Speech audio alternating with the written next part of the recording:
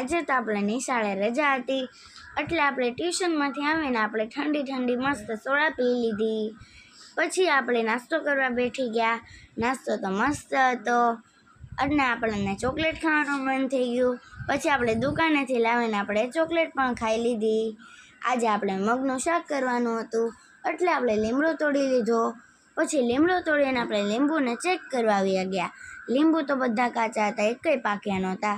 પછી આપણે બપોર પડી એટલે ચકલાને ચણ નાખી દીધું. વાતાવરણ તો કાંઈક આવું હતું. વરસાદ ખૂબ અંધાર્યો હતો, આકાશ આખું કાળું કાળું થઈ ગયું હતું. પછી આપણે મારા ભાઈ સાથે મસ્તી કરવા માંડી અને મસ્તીમાં અમારા બે વચ્ચે બાકાઝીકી થઈ ગઈ. પછી અમે બે સંપીને પાછા પકડા પકડી રમવા માંડ્યા. પકડા પકડીમાં તો મારો ભાઈ મને પકડી જ નહોતો એકવાનો. અને પછી આપણે ડોડા પણ ખાઈ લીધા. પછી હું વરસાદમાં નાહવા આવી ગઈ. નાહી લીધું પછી મેં કપડાં પણ બદલી લીધા. પછી મેં કપડાં બદલીને હું પરીક્ષાની તૈયારી કરવા માંડી.